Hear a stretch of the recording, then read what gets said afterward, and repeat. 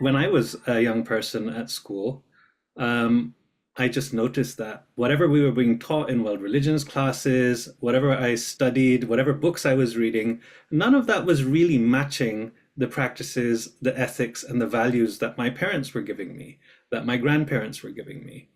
The gulf between the understanding that they had and what was in the books was startling. And at first, I thought it was because my parents didn't know, like any children. I did not think that my parents knew as much as the teachers knew.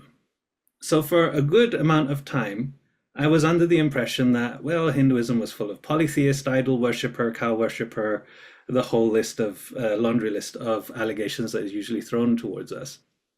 The concerning thing, though, was the more Indian authored books I was reading, or the more books that I was reading from Hindus, it would seem that they were taking the same material that was in these scholastic books and just putting a little bit of a spin on it. There was nothing still in there that was full of the deep wisdom we've heard comes from our traditions. So it actually took me to go to India to study under really, really learned sadhus and sadhvis, to learn in the Gurukula systems exactly what was going on there, because these are the kinds of founts of knowledge that Western scholars had ignored until that point. They would treat them as if they were museum pieces and really fit them into some poor narratives. That then needed to be married with the fact that academic scholarship is a very tightly knitted place. You may want to change things, even my discussions with friends and family, but more so discussions with people who are not Hindu. They respected me as a Hindu, but when I asked them about, why you looked at me this way or why you thought I would do something in a different way, their answer always matched what was in a high school textbook. And what was in a high school textbook always matched what was current maybe 200 years ago, not what our ancestors have preserved for thousands of years. So bringing our dharmas into the 21st century involves really freeing our wisdom traditions from the baggage that was put on top of it by the first peoples to translate our traditions into English. And of course, we know what kind of people they were.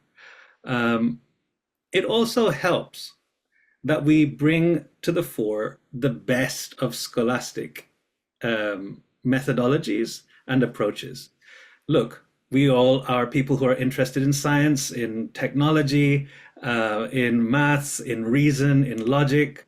Our traditions, our ancestors were fully conversant with those things and mostly the innovators of those things as well. So it behooves us to be able to say, well, if it is actually true, it should stand the test of logic and reason in any sphere. And that piece was missing until a few really pioneering Hindus started to include sociology, started to include linguistics, started to include genetics, started to include all of those disciplines that other peoples can use, but Hindus were relegated to just using religious studies and theology material on Hinduism, which of course came from the 200 years ago scholar.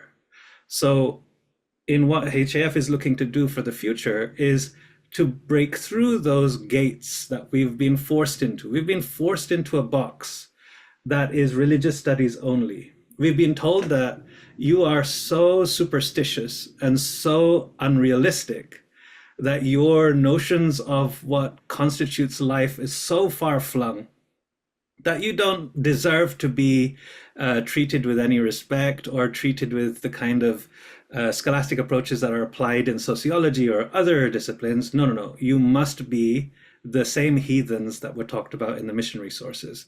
So breaking through those gates, using the techniques of modern science, of the modern academy, that is what's going to free us. And where I've seen it work, I have been surprised. It has worked at universities.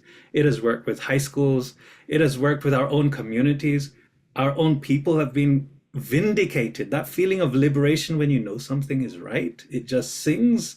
Our people have been vindicated to know that, yes, our ancestors did contribute something meaningful to the global story.